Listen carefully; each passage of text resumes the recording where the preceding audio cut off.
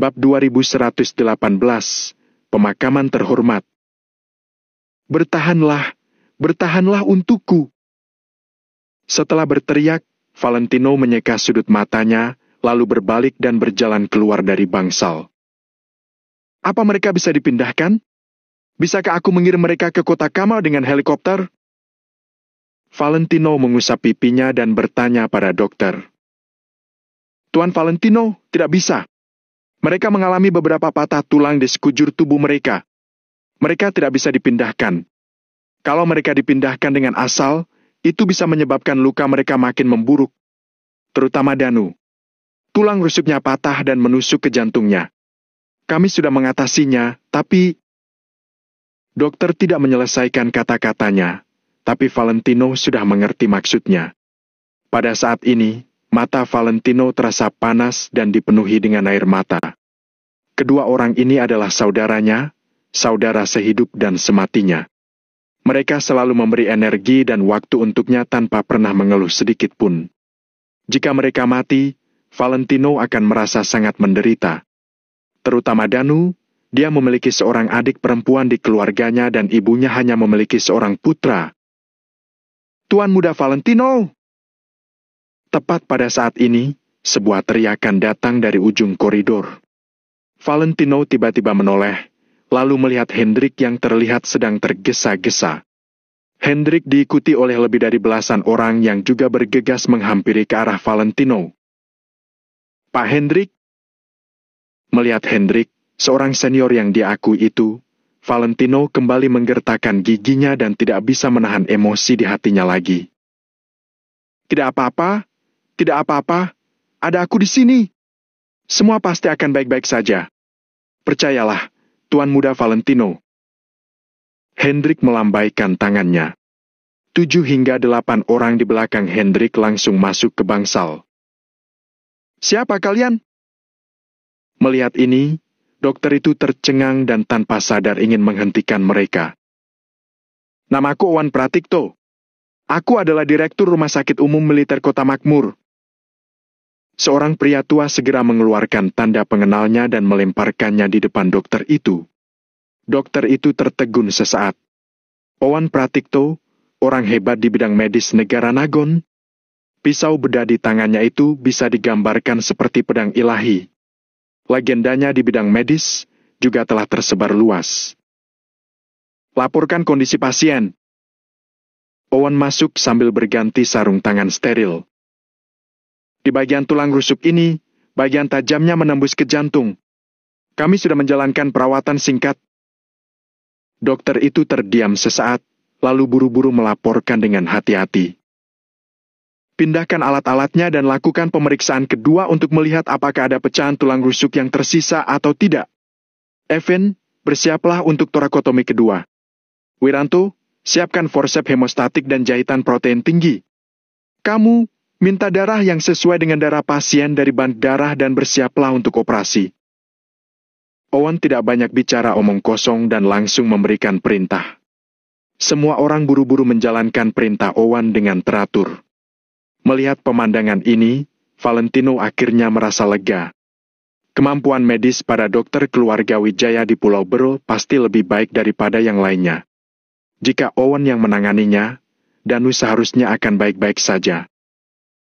Pak Hendrik, terima kasih, terima kasih. Valentino menghela napas panjang. Dia bahkan lupa melakukan semua hal ini. Di sisi lain, Hendrik selalu bisa membantu Valentino melakukan semua detail yang dia lewatkan. Tuan muda Valentino, aku sudah mengetahui segalanya. Hendrik menghela napas pelan, lalu melambaikan tangannya sambil mengatakan ini. Valentino menghela napas pelan, lalu menyalakan sebatang rokok dengan pikiran yang sangat kacau. Saat masalah yang dihadapi ada hubungannya dengan Angel, Valentino tidak bisa bersikap tenang sama sekali. Dia juga tidak bisa menganalisisnya dengan tenang. Saat aku datang, aku sudah memikirkannya cukup lama dalam perjalanan. Tuan muda Valentino, semua musuhmu pada dasarnya sudah dihabisi. Timothy juga sudah dibunuh olehmu. Dengan begitu, semua masa lalu itu lenyap begitu saja. Selain itu, dengan statusmu saat ini di negara Nagon, bahkan orang bodoh pun tidak akan melakukan ini. Jadi aku pikir itu mungkin kekuatan luar negeri. Berbicara tentang pasukan luar negeri, perang di wilayah selatan baru-baru ini pasti sudah mengacaukan kepentingan banyak orang. Jadi, kemungkinan besar. Hendrik mengatakan analisisnya kata demi kata. Valentino mengangguk pelan. Dia juga sudah memikirkan tentang masalah ini. Namun, Valentino takut kalau dia akan meninggalkan potensi bahaya di masa depan. Oleh karena itu, dalam pertempuran terakhir di wilayah selatan, Valentino langsung membunuh semua orang dan benar-benar memusnahkan potensi bahaya di masa depan. Mungkinkah sebelum terjadinya pertempuran terakhir, masih ada beberapa orang yang lolos dari cengkeramannya? Kemungkinan ini tidak bisa dikesampingkan. Sekarang mari kita pikirkan tentang mereka. Untuk apa mereka menangkap Angel? Apakah itu untuk uang atau sesuatu yang lain? Hendrik merenung selama beberapa saat, lalu mendongak dan menanyakan ini. Mereka bilang akan memberiku waktu 7 hari. Kalau aku bisa mengetahui identitas asli mereka dalam 7 hari, aku bisa pergi ke sana untuk menemui mereka sendirian. Saat aku sampai di tempat itu, baru kami akan bicara. Valentino menggertakkan giginya sedikit. Perasaan mengikuti keinginan musuh ini benar-benar membuatnya merasa sangat tidak nyaman. 7 hari. Hendrik mengangguk sedikit, lalu berkata, kalau begitu, itu menunjukkan bahwa tujuan mereka bukan untuk membunuh Angel. Jadi Tuan Muda Valentino, jangan terlalu khawatir untuk saat ini. Sebelum tujuan mereka tercapai, Angel dan yang lainnya pasti akan aman. Semua orang sedang menyelidiki masalah ini. Aku yakin kita akan segera mendapatkan hasil. Hendrik menasihati Valentino. Mendengar itu, Valentino mengangguk dan menghela napas. Walaupun Valentino merasa cemas, semua itu tidak akan berguna saat ini. Oleh karena itu, Valentino hanya bisa mengesampingkan kekhawatirannya terhadap Angel untuk sementara dan menyelidiki berita tentang musuhnya ini untuk sepenuh hati. Pada saat yang sama, masalah di kota Neo juga harus ditangani sampai tuntas. 2 jam pun berlalu, Owen akhirnya keluar dari ruang operasi. Pak Tommy, dia sudah keluar dari bahaya. Owen memberi hormat pada Valentino dan melapor dengan sopan. Bagus. Bagus. Terima kasih atas kerja keras kalian. Valentino mengembuskan napas panjang, kemudian terus-menerus berterima kasih pada Owen. Pada saat ini, masalah Danu membuat Valentino merasa tenang untuk sementara waktu. Kemudian, Valentino pergi untuk memeriksa anggota lainnya yang terluka. Ada banyak orang yang terluka parah dan sudah ada 36 mayat yang tergeletak di kamar mayat. Valentino mondar-mandir perlahan di dalam kamar mayat. Dengan berlinang air mata, dia menatap 36 prajurit ini dan mengingat mereka di dalam hatinya.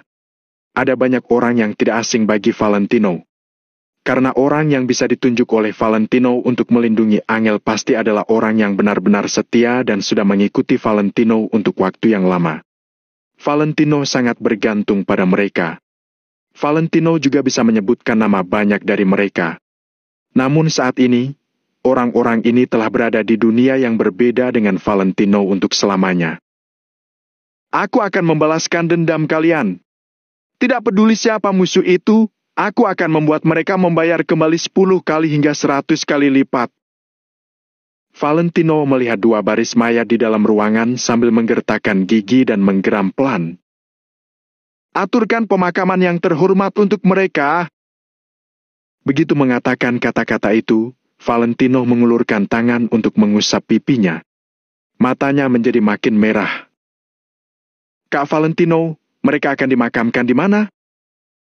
Mario mengangguk, kemudian bertanya dengan lembut. Makamkan di dekat Gunung Cloud. Valentino mengatakan lokasinya tanpa ragu-ragu. Ini agak tidak pantas. Mario berhenti sejenak sebelum berkata dengan ragu-ragu. Bagaimanapun, itu adalah tempat di mana orang hidup tinggal. Tidak pantas bagi mereka untuk mendirikan puluhan batu nisan di sana. Kalau aku mengatakan itu pantas, artinya itu pantas. Mereka pantas mendapatkannya. Mereka layak mendapatkannya. Mereka telah memberikan begitu banyak untukku, jadi aku harus selalu mengingat mereka dalam hatiku. Bab 2119. Aku tidak salah. Aku ingin mereka dimakamkan di sana agar aku bisa melihat mereka setiap saat. Aku akan berdoa untuk mereka setiap tahun baru. Valentino menyeka sudut matanya, lalu berbalik dan berjalan keluar. Baik. Mario tidak mengatakan apa-apa lagi dan menangani masalah ini secara pribadi. Pada sore hari, Mario membawa orang untuk menyiapkan tanah, kemudian bersiap untuk pemakaman. Bagaimanapun juga, dalam pemakaman, hanya mereka yang dimakamkan yang paling penting. Valentino berkata bahwa dia akan menguburkan para prajurit dalam upacara besar, jadi Mario tidak berani melakukannya dengan sembarangan. Hanaga dan yang lainnya juga belum pergi. Mereka semua meninggalkan segala urusan mereka dan mencoba sebaik mungkin untuk menyelidiki keberadaan Angel. Di sisi lain, Valentino meluangkan waktu untuk pergi ke kuil tanpa nama di area pinggiran barat. Dia ingin bertanya pada Master Hardy, apakah pria itu bisa membantunya menjawab pertanyaannya atau tidak. Melihat darah samar di kedua sisi jalan dan beberapa lubang, Valentino berusaha keras untuk mengendalikan dirinya dan tidak berbalik untuk melihat kekacauan yang ada di sana. Valentino mengemudi dengan sangat cepat dan tiba di area pinggiran barat dalam waktu singkat. Valentino menghentikan mobilnya, lalu melangkah mendaki gunung sendirian. Di kejauhan, masih ada beberapa orang yang diam-diam melindungi Valentino. Walaupun Valentino sudah dengan tegas mengatakan agar mereka tidak mengikuti. Namun, Angel baru saja mengalami kecelakaan, para anak buah ini benar-benar tidak berani menganggap enteng. Valentino pergi jauh-jauh ke atas gunung dan melewati peziarah yang tak terhitung jumlahnya. Orang-orang di sekitarnya juga merasakan aura tubuh Valentino dan tanpa sadar menyingkir untuk memberinya jalan. Setelah tiba di kuil, Valentino tidak berhenti, melainkan berjalan langsung menuju halaman belakang. Valentino tahu bahwa Master Hardy tinggal di sana. Namun, ketika Valentino sampai di tempat itu, dia melihat bahwa pintu besar halaman belakang tertutup. Di masa lalu, peziarah Master Hardy datang dan pergi tak ada habisnya. Semua ingin meminta Master Hardy untuk menjawab keraguan mereka. Meskipun Master Hardy telah menetapkan aturan hanya menerima 10 orang per harinya, para peziarah itu tetap tidak mau menyerah dan masih menunggu di luar. Namun hari ini, Valentino kebingungan dengan pintu besar yang ditutup rapat ini. Anak muda, kembalilah. Hari ini Master Hardy tidak menerima peziarah. Seorang wanita tua sedang berjalan kembali. Ketika melihat Valentino datang, dia menggelengkan kepalanya dan mengatakan ini. Aku ingin bertemu dengannya. Valentino mengangguk, tapi masih melangkah maju. Wanita tua itu menggelengkan kepalanya lagi dan berbalik pergi. Valentino berjalan ke depan pintu, lalu berteriak keras. Master Hardy, Valentino meminta untuk bertemu denganmu. Setelah Valentino berteriak, halaman masih sepi. Master Hardy, Valentino meminta untuk bertemu denganmu. Kamu harus menemuiku. Valentino menggertakkan giginya dan memanggil lagi. Sesaat kemudian, pintu kayu besar itu dibuka oleh seseorang dari dalam. Hanya dengan sekilas lihat, Valentino bisa mengenalinya. Orang itu adalah James yang menerima Valentino ketika dia pertama kali datang dulu. Tuan Valentino. Saat melihat Valentino, James perlahan memberi hormat. Setelah Valentino membalas memberi hormat, dia langsung bicara ke intinya. Aku ingin menemui Master Hardy. Tuan Valentino, kamu harus kembali. Master Hardy memintaku untuk memberitahumu sebuah kalimat. Orang dengan pemikiran yang berbeda tidak akan bisa berhubungan dengan baik. Valentino tiba-tiba terbelalak ketika James mengatakan ini. Setelah beberapa saat, Valentino perlahan mengangkat tangannya dan melihat telapak tangannya yang padat dengan garis tangan. Benar juga. Sekarang dia sudah sekali lagi melakukan kejahatan pembunuhan sebanyak lebih dari 100.000 orang. Sepertinya, dia tidak akan bisa menyembunyikan apa-apa di tempat seperti ini, ya? Aku hanya ingin meminta Master Hardy untuk membantuku memandu arah. Valentino menghela napas panjang, lalu berkata dengan sangat hormat. Tuan Valentino, maaf. James menggelengkan kepalanya dengan pelan, lalu menutup gerbang. Valentino menggertakkan giginya dan melangkah maju 3 langkah. Dia berniat untuk langsung menerobos masuk. Tuan Valentino, kamu sudah membunuh terlalu banyak untuk bisa memasuki gerbang ini. James berkata sambil menghela napas. Aku tidak percaya. Tidak ada tempat di dunia ini yang tidak bisa aku masuki. Valentino menggertakkan giginya dan melangkah maju hingga ke ambang pintu. His! Pada saat ini, Valentino merasakan kakinya seakan melemah dan kepalanya berdengung. Seolah-olah ada tekanan dari langit yang menghantam tubuhnya dan ingin menjatuhkannya. Valentino menggertakkan giginya untuk bertahan, lalu dia melangkah lagi. Namun, Valentino terkejut ketika menemukan bahwa dia seakan tidak bisa mengerahkan kekuatan apapun. Seluruh tubuhnya seperti telah kehilangan kekuatannya dalam seketika. Valentino pun merasa ngeri. Apakah tanah suci ini benar-benar begitu kuat? Aku tidak percaya. Aku membunuh untuk membela negaraku. Aku tidak salah. Aku membunuh untuk membuat lebih banyak orang mendapatkan kehidupan yang lebih baik. Aku tidak salah. Valentino menggertakkan giginya dan berteriak.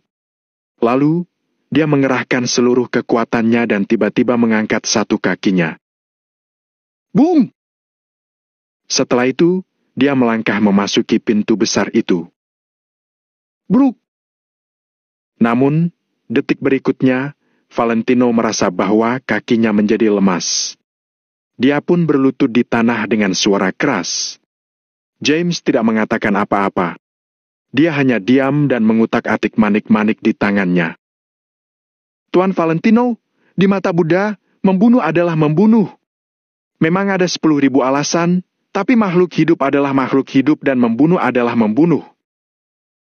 James berkata dengan pelan sembari terus mengutak-atik maniknya.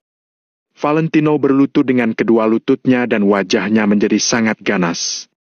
Mendengar ini, dia tiba-tiba menatap James. Bukankah seharusnya beberapa orang itu dibunuh? Tidak ada perbedaan antara kepribadian bermoral dan tidak, tapi ada perbedaan antara yang baik dan buruk. Ada orang yang berbuat jahat pada yang lainnya. Apakah mereka tidak seharusnya dibunuh? Ada orang yang menculik dan menjual wanita dan anak-anak, merampok dan membunuh orang, merebut paksa wanita orang lain, bersekongkol dengan musuh untuk memberontak. Bukankah seharusnya mereka semua dibunuh? Valentino menatap dengan mata terbelalak dan menanyai James dengan suara keras. Segala sesuatu di dunia ada sebab dan akibatnya. Kebaikan dan kejahatan pada akhirnya akan diadili. Tuan Valentino, kamu sedang terobsesi. Ekspresi James tidak berubah. Dia tetap berbicara dengan nada datar. Hei. Kebaikan dan kejahatan pada akhirnya akan diadili? Tapi aku tidak bisa menunggu. Utang darah harus dibayar dengan darah. Kalau surga tidak mengadilinya, aku yang akan mengadilinya. Agama kalian terlalu bertele-tele, terlalu keras kepala dan bertele-tele. Kalian tidak tahu bagaimana caranya bersikap fleksibel. Valentino menggertakkan giginya dan masih tidak mau menyerah. Oleh karena itu, Tuan Valentino, kita memiliki jalan yang berbeda. James tidak banyak bicara lagi dan juga tidak bermaksud berbicara dengan Valentino. Dia berbalik dan hendak pergi. Saat melihat bahwa James akan pergi, mata Valentino melebar. Perasaan sesak di hatinya seakan menjadi makin tak tertahankan. Tuan Valentino. Pada saat ini, Master Hardy perlahan melangkah keluar dari ruang utama. Master Hardy. Valentino memberi hormat dan menjawab dengan sopan. Sebenarnya, Tuan Valentino sudah memiliki jawabannya di dalam hatimu. Kenapa kamu terobsesi untuk meminta orang lain menjawab pertanyaanmu? Siklus sebab akibat. Kalau ada akibat, pasti ada sebab. Kenapa Tuan Valentino tidak memikirkan penyebab sebenarnya? Kata-kata Master Hardy membuat Valentino segera memahami banyak hal di dalam hatinya. Beberapa kebenaran, pada kenyataannya sangat mudah untuk dimengerti. Namun, dengan posisi Valentino sekarang, dia tidak punya waktu untuk berpikir terlalu banyak. Sekarang, Master Hardy sebagai seorang penonton, sudah mengatakan sesuatu yang sangat tepat sasaran. Pada akhirnya, alasannya masih ada pada diri Valentino. Arti kata-kata Master Hardy sangat sederhana. Jika Valentino tidak memprovokasi orang lain, kenapa orang lain mengincarnya? Oleh karena itu, kamu sendiri yang paling tahu apa yang sudah kamu lakukan dan kamu sendiri juga yang bisa paling cepat menemukan jawabannya. Bab 2120, Jawaban.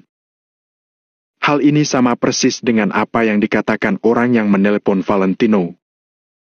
Tapi aku punya terlalu banyak musuh.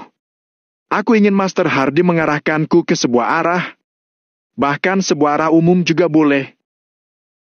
Valentino berhenti selama beberapa saat, lalu masih bertanya dengan menggertakkan giginya. Master Hardy tidak mengatakan apa-apa. Sebaliknya, dia menatap Valentino lekat-lekat. Setelah beberapa saat, Master Hardy mengangguk perlahan. Baiklah, bagaimanapun juga, karena istrimu ingin datang ke kuil tanpa nama, baru terjadi masalah seperti ini. Kuil tanpa nama juga tanpa sadar telah tercemar dengan beberapa sebab dan akibat ini. Pada saat ini, Master Hardy berhenti sebentar. Kemudian, dia mengangkat tangannya dan berkata, semuanya tidak bisa lepas dari siklus sebab dan akibat. Penyebab kejadian ini ada di Gunung Cloud.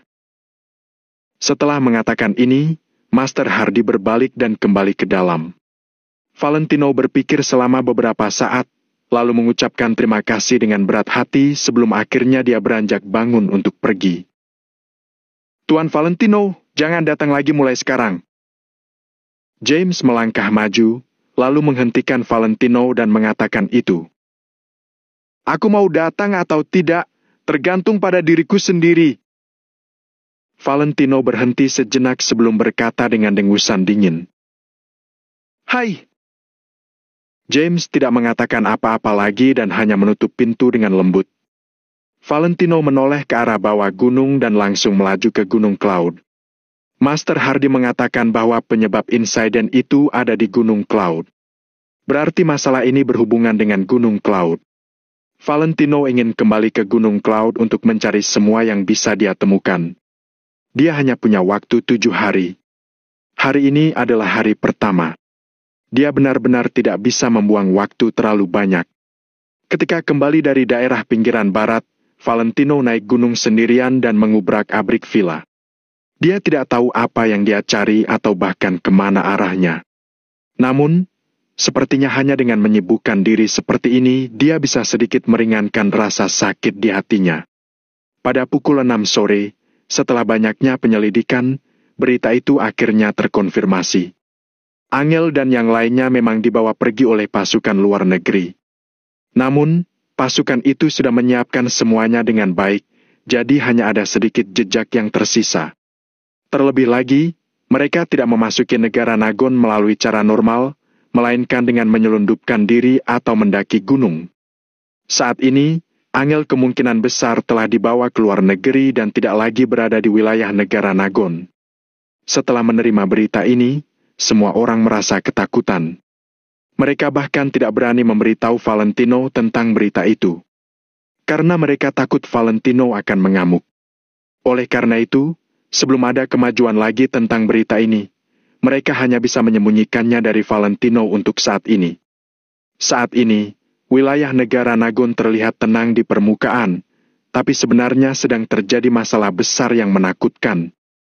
Banyak orang menggunakan kekuatan penuh mereka untuk menekan badai dan mencegahnya meledak. Karena begitu badai ini meledak, tidak akan ada yang mampu menanggung konsekuensinya. Namun, semua orang mengerti bahwa badai ini bukanlah sesuatu yang bisa mereka tekan.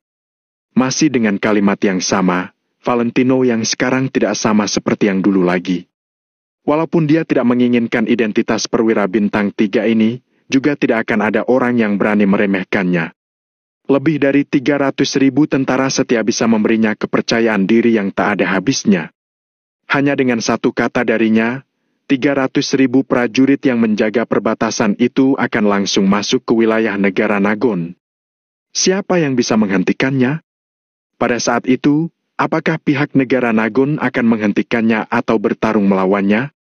Pada saat ini, Valentino mampu menahannya untuk sementara, karena dia tidak tahu siapa musuhnya kali ini. Jika semuanya sudah dipastikan nanti, mungkin tidak peduli identitas apapun yang dimiliki musuh, negara Nagon bahkan tidak akan bisa melindunginya. Oleh karena itu, ketika dipastikan bahwa pasukan luar negeri yang sudah membawa Angel pergi, banyak orang diam-diam merasa lega. Selama tidak ada orang dari negara Nagon yang ikut campur, setidaknya masih ada ruang untuk mereka menghindar. Jika yang menangkap Angel adalah kekuatan dari negara Nagon, seluruh negara Nagon mungkin akan berada dalam kesulitan. Pada saat itu, tidak ada yang bisa selamat dan semua orang akan terpengaruh. Untungnya, tidak ada orang dari negara Nagon yang sebodoh itu. Kalau tidak, bahkan para petinggi juga tidak akan bisa melindunginya. Sekarang, mari kita berfokus dengan kekuatan luar negeri dan selidiki dengan cermat petunjuk apapun yang ada. Reza mengembuskan napas panjang, kemudian memerintahkan kepada semua orang. Sementara itu, Hanaga juga menghubungi John lagi. Saat menghadapi Valentino, Hanaga mencoba sebaik mungkin untuk menekan emosi batinnya, jadi dia terlihat cukup tenang. Karena dia tahu bahwa Valentino pasti 100 kali lebih marah darinya. Jika dia bertindak impulsif dan membuat Valentino terdorong oleh emosi, dia pasti akan menyebabkan situasi yang tidak dapat dipulihkan. Karena itu, ketika Hanaga berada di depan Valentino, dia berusaha untuk tetap tenang dan berbicara secara rasional. Namun kenyataannya, bagaimana dia bisa bersikap tenang? Angel itu adalah putri kandungnya. Dia sudah berutang pada putri kandungnya selama lebih dari 20 tahun. Sekarang Hanaga sudah susah-susah menemukan putrinya. Namun, sebelum dia bisa menebus utangnya, putrinya malah dibawa pergi. Siapa yang tidak akan marah? Halo, John, dasar brengsek! Saat telepon tersambung, Hanaga langsung melontarkan bahasa kotor. Apa? Apa maksudmu? John sama sekali tidak bisa memahami kenapa dia dimaki dan bertanya sambil mengerutkan keningnya. Apa yang sudah kamu lakukan? Hanaga menyalakan sebatang rokok dan bertanya dengan acuh tak acuh. Apa maksudmu? John mengerutkan keningnya lagi. Kamu percaya atau tidak aku akan membuat asosiasi Maple Pavilion mendorongmu hingga 20 km ke selatan dan membunuh 100.000 orangmu itu? Hanaga tidak memberi John kesempatan untuk bereaksi dan langsung mengancam. Hanaga, apa kamu sudah gila? Jangan terlalu menindas orang lain. Aku katakan padamu, kami tidak mudah dipermainkan. John berteriak keras ke arah telepon dengan ekspresi bingung. Apa yang sudah kamu lakukan? Hanaga berhenti sejenak dan bertanya lagi. Apa? Apa yang kamu bicarakan? Apa yang aku lakukan? John sama sekali tidak tahu arti kata-kata Hanaga dan bertanya kembali. Sebaiknya kamu tidak melakukan apapun. Mendengarkan nada bicara John, Hanaga pun mengatakan ini sambil mendengus dingin. Aku rasa kamu sudah gila. Jangan berpikir bahwa kamu bisa melakukan apapun yang kamu inginkan hanya karena wilayah selatan sudah dijatuhkan oleh negara Nagon. Biar ku beritahu, kekuatan besar kami bisa mengirim pasukan kapan saja untuk merebut kembali wilayah selatan. John juga merasa marah. Dia ikut berteriak di telepon. Coba saja kalau kamu punya nyali. Biar ku beritahu ya, aku punya batasanku. Bagus kalau kamu tidak melakukannya. Tapi kalau kamu melakukannya, hentikan secepat mungkin. Kalau tidak, kamu tidak akan punya kesempatan untuk menyesalinya. Hanaga mengulurkan tangannya, lalu menekan puntung rokoknya ke asbak sambil berkata dengan sangat dingin. Apa yang ingin kamu lakukan? John melebarkan matanya dan merasa terkejut dengan sikap Hanaga untuk sementara waktu. Hanaga perlahan berdiri, lalu berkata, tahukah kamu apa artinya membantai sebuah negara? Brak! Begitu mengucapkan kata-kata ini, Hanaga langsung membanting dan menutup telepon. Sementara untuk kalimat terakhir itu, John dapat memikirkannya sendiri. Di sisi lain telepon, John menatap teleponnya dengan mata terbelalak dan jantung yang berdebar tak karuan. Membantai negara? Membantai sebuah negara? Sial! Sial! Dasar pembual! John merenung selama beberapa saat, lalu menghancurkan ponsel itu menjadi beberapa bagian. Tuan John, aku pikir Tommy benar-benar punya nyali untuk melakukan ini. Ajudan John berhenti sejenak sebelum menjawab dengan hati-hati. Bab 2121, sama, tetapi orangnya tidak ada lagi. Omong kosong! Dia memiliki 300.000 orang, hanya 300.000 orang, tapi masih ingin menakutiku? John mendengus dingin dengan ekspresi menghina. Tapi sekarang, dia memiliki seluruh negara Nagon yang berdiri di belakangnya. Ajudan itu ragu-ragu selama beberapa saat, tapi akhirnya masih mengucapkan kalimat ini. Dengan satu kalimat ini, John langsung tertegun dan pikirannya kembali tenang. Setelah 2 menit, John tiba-tiba berdiri. Oh setan! Pergi dan cari tahu apa yang terjadi di negara Nagon. Pasti bukan masalah kecil kalau Hanaga sampai bisa mengatakan hal seperti itu. Sial! Ini adalah masalah antara kita dan negara Nagon. Saat ini, siapapun yang berani ikut campur, aku akan membunuhnya.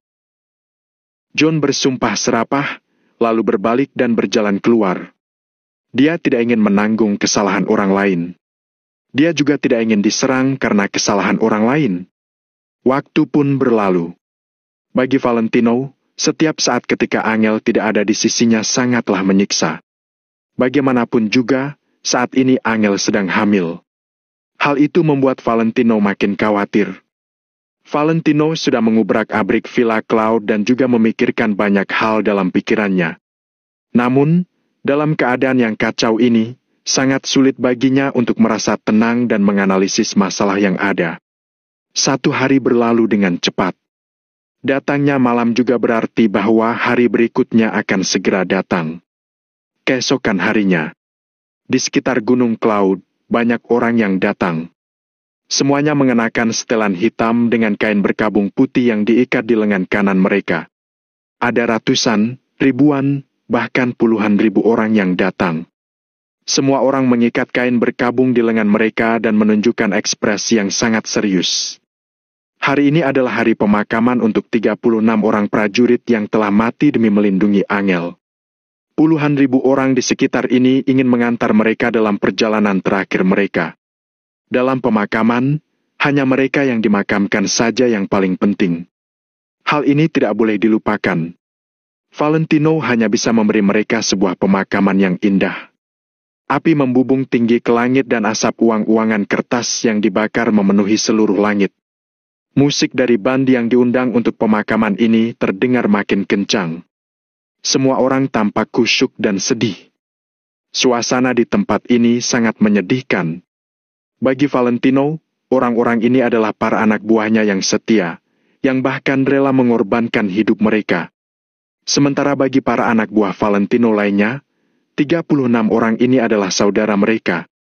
Mereka mengingat kembali pada hari-hari ketika mereka semua duduk bersama untuk minum dan membual. Sepertinya semua itu baru kemarin. Hari ini, mereka tidak bisa lagi bertemu dengan 36 orang ini. Banyak orang yang menangis dan menggertakkan gigi untuk bertahan. 36 peti mati dijajarkan dalam 2 baris. Semuanya terbuat dari kayu yang halus, tebal dan sangat berat. Suara musik terdengar dan uang-uangan kertas perlahan-lahan terbakar. Mereka membakar pisau kertas. Asap membubung ke langit dan abu kertas beterbangan kemana-mana. Di mana Kak Valentino? Mario menatap seorang pemuda dan bertanya padanya. Kak Valentino belum turun lagi sejak dia naik gunung kemarin. Pemuda berbaju hitam itu menyeka air matanya dan buru-buru melapor. Baiklah, kalau begitu tidak perlu menunggunya. Waktunya sudah tiba. Ayo kita antar saudara-saudara kita. Mario menggertakkan giginya dan segera melambaikan tangannya untuk memberi perintah. Satu demi satu tali besar dan peti mati dibawa keluar oleh semua orang. Tali yang digunakan untuk mengangkat peti mati itu menghubungkan 36 peti mati bersama-sama. Seolah-olah sedang mengikat semuanya menjadi satu. Tim pembawa peti mati bersiaplah. Mario berteriak. Tidak lama kemudian, 300 pemuda berbadan kekar pun muncul. 36 peti mati akan diangkat pada saat yang sama, kemudian dikuburkan bersama-sama. Tunggu dulu. Saat ini, sebuah suara tiba-tiba datang dari jauh. Semua orang buru-buru berbalik, mereka melihat Valentino yang berpakaian hitam sedang berjalan menuju arah mereka. Kak Valentino! Tuan Valentino! Jenderal Valentino! Seketika, banyak sekali orang yang menyapa Valentino. Valentino tidak mengucapkan sepatah kata pun. Dia berpakaian hitam dengan mata kemerahan. Segera setelah itu, Valentino mengambil kain berkabung putih dari seorang pemuda, lalu mengangkat tangannya untuk mengikat kain itu di dahinya. Kak Valentino, aku tahu kamu merasa sedih. Naik dan istirahatlah dulu. Aku yang akan mengantar saudara-saudara kita. Mario menggertakkan giginya dan maju untuk menghentikan Valentino. Tidak, aku ingin mengantar mereka sendiri dalam perjalanan terakhir mereka. Valentino melambaikan tangannya dan berjalan menuju 36 peti mati itu. Di depan setiap peti mati, ada seorang pemuda yang bertugas memegang foto korban di tangannya. Valentino melangkah perlahan ke susunan peti mati itu. Sekali lagi, Valentino melihat foto-foto itu satu persatu. Puluhan ribu orang di sekitar menahan napas dan tidak berani mengeluarkan suara sedikit pun. Mereka semua tahu betapa sedihnya Valentino.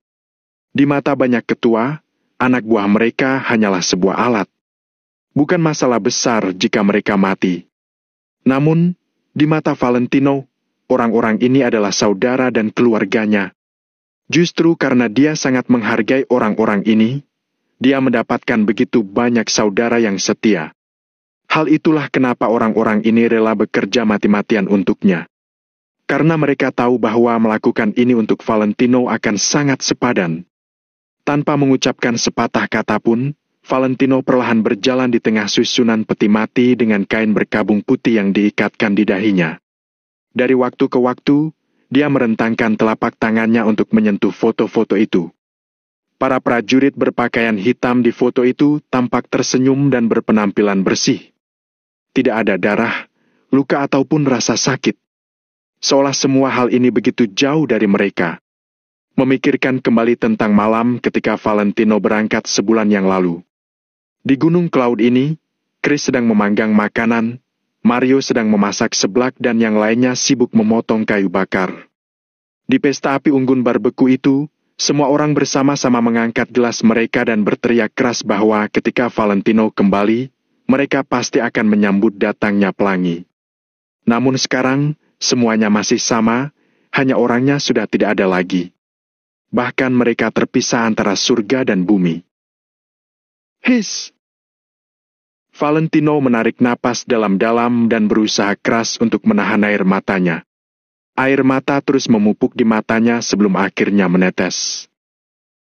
Biarkan aku melihat kalian sekali lagi, melihat kalian.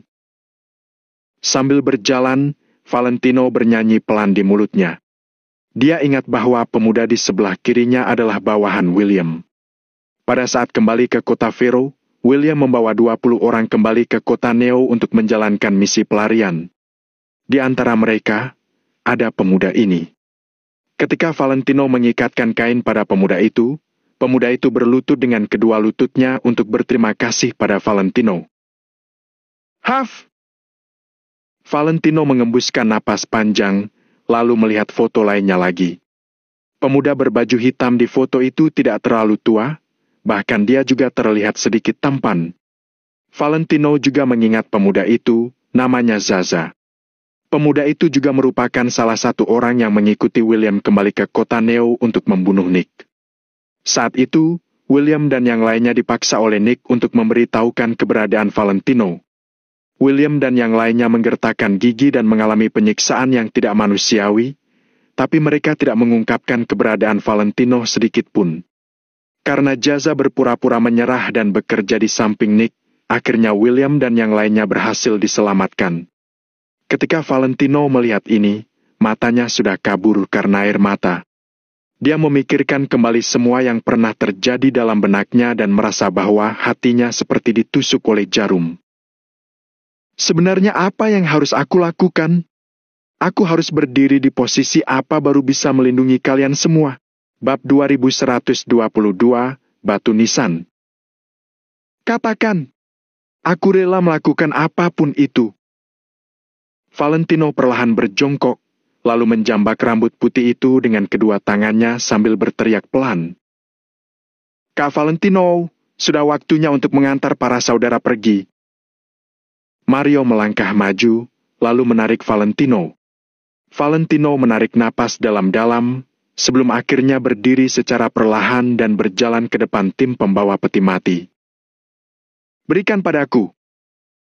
Valentino mengulurkan tangannya untuk mengambil peti mati di depannya dan hendak meletakkannya di bahunya. Kak Valentino? Jenderal Valentino, tidak boleh. Tuan Valentino, Tuan, ini tidak pantas. Tiba-tiba, semua orang buru-buru melangkah maju untuk mencegah Valentino. Bagaimanapun juga, Valentino adalah seorang pemimpin. Orang-orang ini hanyalah bawahan. Menurut aturan, Valentino yang memiliki kedudukan lebih tinggi. Bagaimana bisa dia sendiri yang membawa peti mati? Mereka layak diperlakukan seperti ini. Aku berutang pada mereka. Namun, Valentino langsung mengangkat tangannya dan menghentikan semua orang. Semua orang diam sambil menggertakkan gigi. Namun, mereka masih merasa bahwa Valentino tidak pantas melakukan itu. Siapapun yang berani bicara, keluar saja dari sini. Di sini, pangkat tidak berlaku. Hanya ada hubungan saudara dan keluarga. Kalau tidak mau aku begini, kalian hiduplah yang baik untukku. Kalian pikir, aku ingin mengangkat peti mati kalian? Hah? Kalian hiduplah dengan baik. Di akhir perkataannya, Valentino sudah menangis terseduh-seduh. Di antara kerumunan, banyak orang yang menangis. Hiduplah dengan baik. Impian Valentino sangatlah sederhana. Valentino hanya ingin dirinya dan orang-orang di sekitarnya bisa hidup dengan baik. Namun, nasib berkata lain. Musuh-musuh mereka tidak memberikan kesempatan ini pada mereka. Mario mengulurkan tangan untuk menyeka air matanya sambil berteriak. Nyalakan musik. Tembakan meriam. Boom. Boom. Boom. Musik pemakaman terdengar. Petasan panjang langsung menyala dan mulai terdengar. Valentino mengangkat peti mati, lalu meletakkannya di bahunya. Peti mati yang berat menekan tubuhnya, membuat tubuh Valentino tertekan ke bawah. Namun, Valentino menggertakkan gigi dan berdiri tegak, kemudian berteriak. Berdiri! Siu! 300 pria berbaju hitam mengangkat 36 peti mati pada saat yang bersamaan. Antar saudara-saudara kita! Valentino berteriak dan mengambil langkah pertama. Duk! Valentino berada di depan, sementara yang lain mengikuti dari belakang. Langkah kaki mereka terasa sangat berat. Pengiring pemakaman berada di depan dan petasan meledak di sekitar. Peti mati mulai bergerak perlahan. Valentino menggertakkan gigi ketika membawanya dengan langkah yang kokoh. Puluhan ribu orang mengikuti di belakang Valentino. Siu! Mereka terus menerbangkan uang kertas putih di langit. Banyak uang kertas yang berjatuhan di sekitar Valentino dan peti mati. Habiskanlah uang ini sesuka kalian. Kalau tidak cukup, beri aku mimpi dan aku akan membakar uang untuk kalian." Saat Valentino berjalan sambil bernyanyi, air matanya berlinang dan meninggalkan jejak di wajahnya.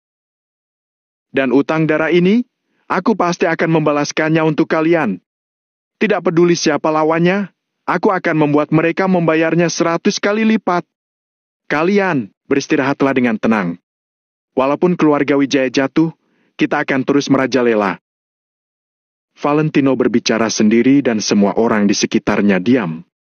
Prosesi pemakaman yang panjang membentang lebih dari 5 kilometer. Sebuah lingkaran besar dibuat di sekitar Gunung Cloud, diikuti dengan penguburan menuju pemakaman. Melihat peti mati di dalam tanah, Valentino mulai mengambil sekop untuk menguburnya. Kembali ke tanah adalah akhir dari kehidupan. 36 batu nisan yang dibangun semalam juga telah ditanam di dalam tanah. Setelah menyelesaikan semua ini, Valentino menyandarkan tangan ke belakang punggungnya sambil melihat batu-batu nisan di depannya. 36 batu nisan, seperti 36 jarum baja yang menusuk ke dalam hati Valentino. Valentino menggertakkan giginya dalam diam untuk waktu yang lama, lalu berbalik pergi. Orang mati sudah pergi. Sementara dia masih mempunyai banyak hal yang harus dilakukan. "Kak Valentino, aku turut berduka," Mario berkata dengan suara kecil. "Sebenarnya mereka belum mati." Valentino menggertakkan giginya sambil berkata, "Kematian sebenarnya adalah ketika semua orang telah melupakanmu. Sedangkan aku tidak akan melupakan mereka. Jadi, mereka belum mati, mereka selalu ada." Mendengar ini, Mario mengangguk berat. Mereka tidak akan melupakan usaha semua orang ini. Langit menggelap. Malam pun tiba. Kegelapan menyelimuti tanpa batas, seolah kegelapan menelan seluruh kota Neo. Lampu penthouse di Gunung Cloud menyala tepat waktu. 36 batu yang menjaga sekitar Gunung Cloud juga berdiri tegak. Meskipun mereka sudah mati, roh mereka masih ada.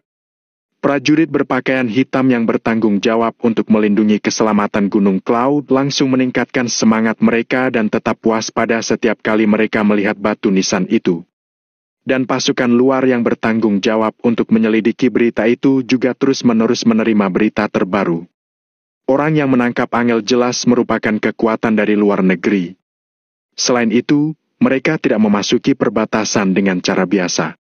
Mereka memilih untuk menyelundup dan menyeberangi gunung untuk memasuki wilayah perbatasan. Saat ini, di penthouse paling atas, Valentino dan Hendrik duduk berseberangan. David harus merawat Mary di rumah sakit, jadi dia terus tidak kembali.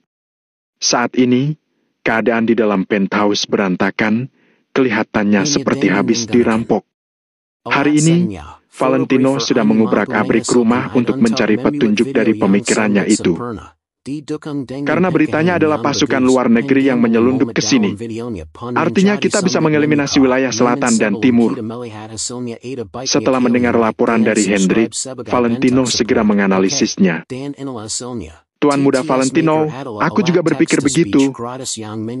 Hendrik mengangguk dan menyetujui pernyataan Valentino. Pihak lawan datang ke sini secara diam-diam. Sekarang, 2 dari 4 sisi negara Nagun telah dikendalikan oleh Valentino. Oleh karena itu, sangat tidak mungkin bagi mereka untuk menyelinap masuk dari wilayah timur dan wilayah selatan. Itulah mengapa Valentino bisa menyimpulkan bahwa pihak lawan itu pasti berasal dari wilayah barat atau wilayah utara. Namun, dia masih tidak terpikir akan siapa musuhnya di wilayah barat atau wilayah utara. Master Hardy mengatakan bahwa kalau ada akibat, pasti ada sebab. Penyebab insiden ini adalah Gunung Cloud. Sekarang aku sudah mencari di seluruh Gunung Cloud, tapi aku belum menemukan petunjuk apapun. Aku bahkan berpikir bahwa lokasi Gunung Cloud di kota Neo menghadap ke selatan. Jadi, apakah Master Hardy menyiratkan bahwa orang yang menangkap Angel berasal dari wilayah utara? Valentino perlahan mengulurkan tangan untuk mengusap pelipisnya sambil mendungak menatap Hendrik. "Tuan Muda Valentino, perkataan Master Hardy mungkin tidak mengacu pada suatu benda. Mungkin maksudnya adalah hal-hal yang berhubungan dengan Gunung Cloud." Setelah mendengarkan cerita Valentino, Hendrik segera menganalisisnya. Saat mendengar itu, Valentino tercengang. Kemudian, dia perlahan mendongak untuk menatap Hendrik. Hal-hal yang berhubungan dengan Gunung Cloud. Gunung Cloud yang menyebabkan Angel ditangkap. Alasannya mungkin karena kebencian. Kalau begitu, siapa yang membenci Valentino di Gunung Cloud ini? Valentino berpikir dengan cepat, lalu langsung terpikir akan satu hal. Bab 2123, tebakan. Saat itu, Valentino berhasil menguasai kota Kama. Awalnya, Valentino berencana untuk menikahi Angel dan membawanya masuk ke keluarga Wijaya. Namun malam itu, keluarga Darius memerintahkan seseorang untuk menyerang Gunung Cloud. Pertempuran yang terjadi di Gunung Cloud menjadi awal mula tertanamnya rasa benci dan dendam antara Valentino dengan keluarga Darius. Keluarga Darius? Rencana awal keluarga Darius menyerang Gunung Cloud adalah untuk menculik Angel dan membawanya ke kota makmur. Sejak kejadian di Gunung Cloud itu pula, aku memiliki dendam pada keluarga Darius. Hal ini pasti juga merupakan ulah keluarga Darius. Valentino langsung berdiri dan terlihat sangat membenci keluarga Darius. Dia berusaha menahan amarahnya hingga urat-urat nadinya menegang. Hendrik terdiam selama beberapa saat. Kemudian, dia bertanya, "Tetapi, bukankah Anda sudah membunuh semua anggota keluarga Darius?" Saya mendapat informasi dari Mario, bahkan para bawahan dari keluarga Darius juga sudah dibunuh tanpa tersisa satu pun. Kira-kira siapa lagi yang bisa melakukan ini? Valentino terdiam sejenak sebelum berkata, "Mungkin saja keluarga Darius memiliki kekuasaan di luar negeri. Kali ini pasti merupakan ulah pasukan mereka yang berasal dari luar negeri." Valentino makin merasa bahwa keluarga Darius adalah tersangka utama dari masalah ini. Selain keluarga Darius, Valentino tidak terpikir akan siapa lagi yang memiliki dendam dengannya. Jika berbicara mengenai musuh-musuh di Gunung Cloud ini, Chris juga termasuk musuhnya. Semua orang di kota Neo pernah bersaing dengan Valentino. Namun, orang-orang itu sudah diatasi oleh Valentino. Mereka juga tidak mengembangkan kekuatan di luar negeri. Grup Nagasan memang memiliki pasukan di luar negeri, tapi mereka pernah ditipu oleh perusahaan besar di luar negeri, kemudian mereka kembali lagi ke dalam negeri. Maka dari itu, aku tidak terpikir akan siapa-siapa lagi selain keluarga Darius. Valentino berbicara sambil menyalakan rokoknya. Hendrik mengulurkan tangannya untuk mengetuk meja, kemudian bertanya, "Tuan Muda Valentino, tadi kamu mengatakan bahwa kamu pernah membuat daftar nama-nama musuhmu? Apa boleh aku melihatnya?" Valentino menganggukkan kepalanya, lalu langsung mengeluarkan sebuah buku dan memberikannya kepada Hendrik. Hendrik tidak berkata apa-apa, dia hanya memperhatikan isi buku itu dengan saksama. "Sudah banyak musuh yang aku lupakan. Tetapi, buku harian Angel mencatat banyak masa lalu kita bersama. Catatan itu membantuku mengingat banyak hal. Sehingga nama-nama di buku ini seharusnya sudah lengkap." Valentino menyesap rokoknya, kemudian menatap Hendrik seraya menjelaskan. Hendrik kembali menganggukkan kepalanya dan memperhatikan lagi buku tersebut.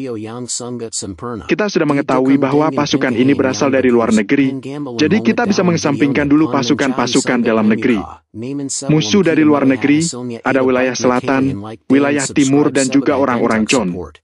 Dibandingkan dengan organisasi pembunuh di luar negeri itu, ada Rob yang diutus oleh Timothy. Tetapi, semua yang ada di daftar Tuan Muda Valentino ini tidak ada hubungannya dengan Villa Cloud. Sebentar, coba aku ingat-ingat dulu mengenai pasukan berdarah dingin ini." Hendrik berbicara sambil memperhatikan sekitarnya, kemudian tiba-tiba menyebutkan sebuah nama. "Pasukan berdarah dingin?" Valentino menaikkan alisnya. Untuk sesaat, dia tidak begitu mengingat nama itu. Hendrik berusaha mengingat tentang pasukan tersebut. Dia sudah lupa akan mereka, jadi sekarang mencoba mengingat-ingatnya. "Pasukan berdarah dingin. Tuan Muda Valentino, apa kamu tahu tentang pasukan berdarah dingin? Saat di Gunung Cloud, kamu dan Arvin. Saat mendengar Hendrik berbicara sampai sini, Valentino tiba-tiba membelalakan matanya dan merasa bahwa jantungnya berdetak dengan cepat. Akhirnya, dia ingat apa itu pasukan berdarah dingin. Permasalahan ini sudah sangat lama. Saat itu, persaingan antara Valentino dan kamar dagang kota Neo sedang sangat sengit. Meskipun Valentino menjalankan rencana meteornya, dia hanya bisa seri dengan kamar dagang kota Neo. Di saat seperti ini, grup Vidino yang merupakan pesaing dari grup Nagasan tiba-tiba memerintah pembunuh bayaran untuk membunuh Arvin. Malam itu, tepatnya di Gunung Cloud, pasukan berdarah dingin langsung mengepung semua orang Arvin.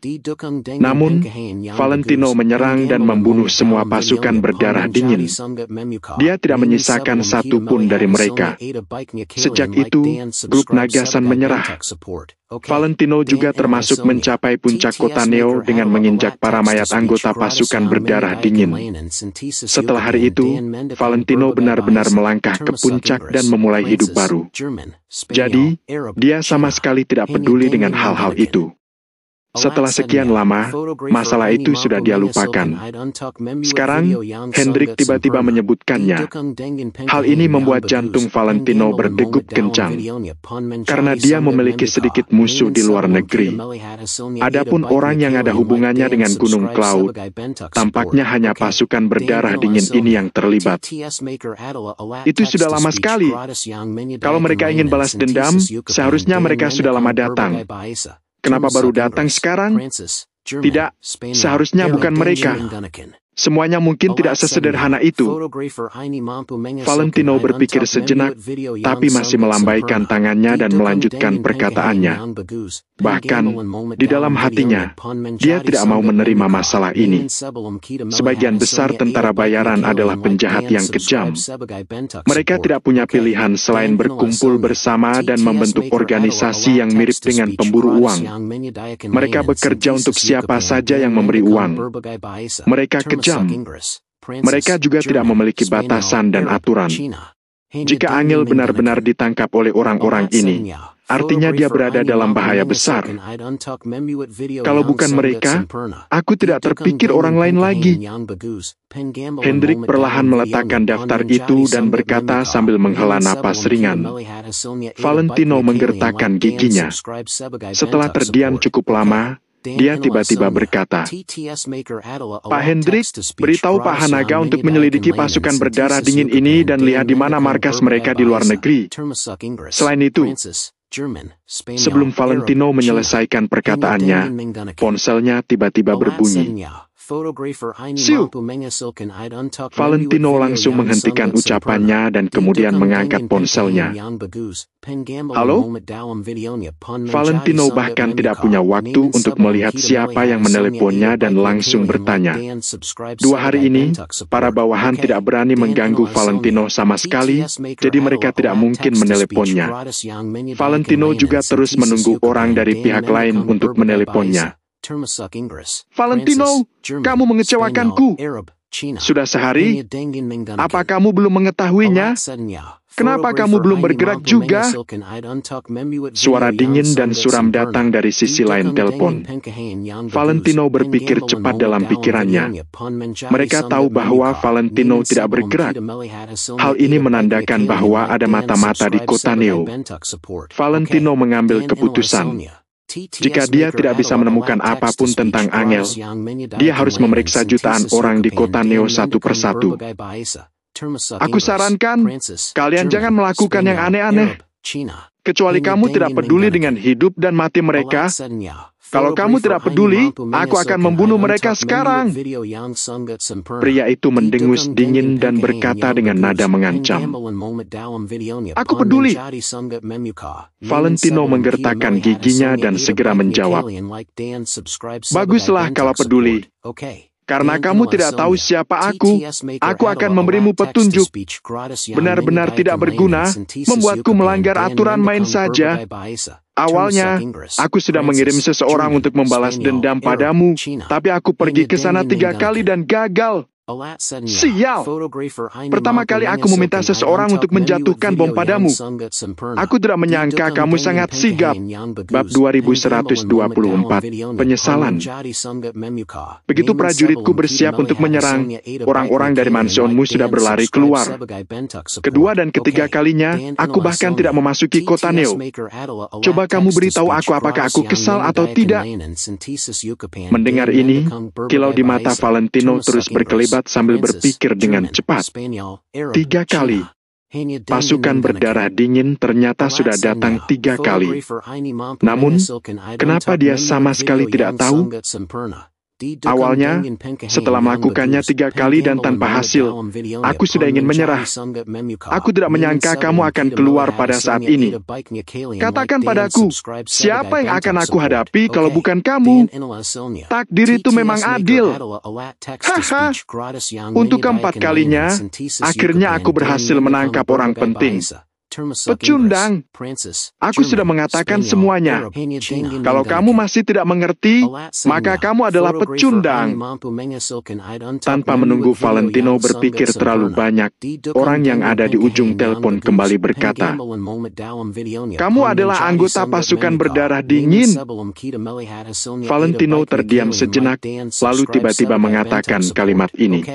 Ketika Valentino selesai berkata, orang di seberang telepon langsung terdiam.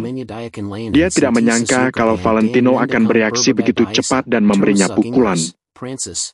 "Kamu tak usah peduli siapa aku. Kalau kamu punya nyali, datanglah sendirian dan kita akan membicarakannya. Aku tahu kamu punya kekuatan di dalam perbatasan, jadi aku menyuruhmu datang ke tempatku untuk berbicara. Saat kita bertemu, kita akan menyelesaikan masalah ini dengan baik." Orang di seberang telepon terdiam beberapa saat, kemudian lanjut berkata dengan nada dingin, "Aku tidak hanya memiliki kekuatan di dalam perbatasan, aku juga memilikinya di luar negeri. Apa kamu sudah memikirkan konsekuensi karena telah menyentuh wanitaku?" Valentino menyalakan sebatang rokok dengan perlahan, lalu bertanya dengan nada tenang. Karena sekarang dia sudah tahu dari mana pihak lain berasal, Valentino sudah tidak begitu gugup lagi. "Hei, apa yang bisa kamu lakukan walau kamu adalah seorang dewa? Kamu harus paham kalau hidup atau matinya wanitamu bergantung pada niatku." Nada bicara orang di seberang telepon terdengar makin dingin. "Katakan, berapa yang kamu inginkan?" Pasukan tentara bayaran bekerja setelah mengambil uang. Inilah aturannya. Aku bisa memberi kalian uang. Selain itu, senjata api juga bukan masalah. Valentino duduk di kursinya, kemudian langsung membuat penawaran. "Hei, Valentino, kamu yang bodoh atau aku yang bodoh? Bukankah aku bisa meminta barang-barang ini padamu ketika aku sudah bertemu denganmu?" Hahaha. Orang di seberang telepon tertawa terbahak-bahak, kemudian suara tawa itu mendadak berhenti. "Ingat, kamu kesini sendirian. Semua pergerakanmu berada di bawah kendaliku. Kalau aku menyadari sesuatu yang janggal, kamu tinggal menunggu untuk menerima jasad mereka." Orang itu mendengus sinis. Setelah mengatakan itu, dia langsung menutup telepon. Dari awal sampai akhir, dia tidak mengakui apakah dia adalah anggota pasukan berdarah dingin atau bukan. Namun, Valentino dapat menyimpulkan dari sikapnya bahwa kemungkinan besarnya dia adalah anggota pasukan berdarah dingin. Katanya, mereka pernah datang 3 kali. Pertama kalinya mereka ingin meledakkanku dengan bom. Kapan terjadi hal ini? Valentino perlahan meletakkan teleponnya, lalu menggertakkan giginya sambil berbicara sendiri. Saat mendengar ini, Hendrik seketika tertegun. Dia merenung selama beberapa saat sebelum akhirnya berkata, "Kapan ini terjadi? Aku tidak tahu, tapi dia menyebutkan mansion. Mansion apa di kota Neo? Flyhawk Mansion?" Valentino juga tidak mengerti. Dia pun bergumam dengan nada heran. "Sepertinya informasi mereka salah. Mereka menganggap Nick sebagai aku, jadi mereka meledakkan Flyhawk Mansion sekali. Gumam Valentino. Hatinya diliputi penyesalan. Bisa-bisanya Valentino mengabaikan hal-hal ini. Tuan Muda Valentino, orang-orang yang mengebom Flyhawk Mansion bukan utusanmu? Ketika mendengar ucapan Valentino, Hendrik sontak tertegun, kemudian bertanya dengan ragu. Kepala Valentino langsung berdengung saat mendengarkan pertanyaan Hendrik. Pada saat itu, ketika Hendrik sedang berbicara dengan Valentino, Hendrik telah mengungkit masalah ini. Ketika William dan yang lainnya dipenjara oleh Nick dan hendak dibunuh, tiba-tiba ada orang yang menyerang Flyhawk Mansion. William kira itu adalah orang yang diutus Hendrik, tapi ternyata bukan. Jadi Hendrik bertanya kepada Valentino. Namun saat itu, Valentino sudah percaya dengan perkataan Nick dan mencurigai Hendrik adalah mata-mata utama. Demi membuat Hendrik takut, Valentino mengatakan kepada Hendrik bahwa itu adalah kekuatan tersembunyinya yang lain. Saat itu, Hendrik juga tidak terlalu memikirkannya. Karena itu adalah utusan Valentino, dia pun tidak mengutus orang untuk menyelidikinya. Kemudian, kekuatan itu menghilang tanpa jejak. Valentino juga sudah melupakan masalah ini. Hingga hari ini, Valentino baru tahu bahwa pasukan berdarah dingin sudah mulai menyerang sejak saat itu. Tapi dia tidak menyelidiki masalah ini lebih lanjut. Pak Hendrik, aku berbohong padamu. Mereka bukan orangku. Aku sudah salah. Aku sudah salah. Valentino menghela napas panjang, lalu ambruk di atas lantai dengan keras. Setelah itu, dia mengangkat telapak tangannya dan menampar pipinya dengan keras. Tuan Muda Valentino, apa yang sedang Anda lakukan? Hendrik sontak membelalakan matanya, lalu buru-buru berjongkok untuk menarik telapak tangan Valentino. Namun, Valentino masih tidak mau berhenti. Dia mengganti tangannya, lalu terus menampar dirinya sendiri. Ini semua karena diriku. Ini semua salahku. Saat itu, aku mempercayai perkataan Nick dan mencurigai dirimu punya niat lain. Jadi aku tidak mengatakan yang sebenarnya. Aku berbohong padamu. Mereka sama sekali bukan utusanku. Mereka adalah anggota pasukan berdarah dingin. Semua ini karena diriku. Kupikir aku benar. Aku tekah mengacaukan semuanya. Aku memang adalah seorang pembawa bencana sialan. Aku hanya akan membawa bahaya bagi orang-orang di sekitarku. Valentino terus menampar dirinya sendiri sambil meratap. Kalau Valentino sedikit lebih perhatian pada saat itu, dia akan meminta Hendrik menyelidiki masalah itu dengan saksama. Setidaknya dia akan tahu adanya keberadaan yang berbahaya, yaitu pasukan berdarah dingin. Kalau tahu sejak awal, dia juga bisa mengambil tindakan pencegahan sejak awal. Namun, semua karena kebohongannya, makanya pasukan berdarah dingin bisa terus bersembunyi dalam kegelapan. Salah satu langkah, semuanya jadi salah. Hingga hari ini, masalah kecil telah menjadi masalah besar, sampai Angel diculik oleh pasukan berdarah dingin. Hati Valentino bagaikan disayat ribuan kali. Hatinya terasa sangat pedih hingga dia tidak bisa bernapas. Tuan Muda Valentino, kita hanyalah manusia biasa, tidak heran kalau membuat kesalahan. Semua masalah itu sudah berlalu, jadi tak perlu disebutkan lagi. Hendrik pun menghela napas. Dia sama sekali tidak menyalahkan Valentino. Lagi pula, Hendrik juga tahu betapa rumitnya situasi saat itu. Tak ada satupun dari mereka yang menyangka bahwa pasukan berdarah dingin bisa begitu sabar. Sementara dua serangan terakhir, mereka sama sekali tidak memasuki kota Neo, makanya tidak menarik perhatian. Pak Hendrik, kamu tak perlu menghiburku. Semua ini adalah salahku. Aku tidak tahu kapan kedua kalinya mereka datang, tapi kedatangan mereka yang ketiga kalinya, Jenderal Hanaga pernah memberitahuku. Saat Jenderal Hanaga datang ke kota Neo untuk membantu kita, Jenderal Hanaga bertemu dengan anggota pasukan berdarah dingin yang ada di luar. Jenderal Hanaga memberitahuku, tapi aku sibuk melakukan hal lain dan sama sekali tidak peduli. Kupikir mereka hanyalah pembunuh yang diutus Timothy. Aku pantas mati. Semua karena kelalaianku. Makin dipikir, Valentino makin menyesal. Dia mengulurkan tangannya dan hendak menampar dirinya lagi. Tuan Muda Valentino! Hendrik berteriak marah sambil mencengkram tangan Valentino dengan kedua tangannya, tidak membiarkan Valentino menampar dirinya sendiri lagi.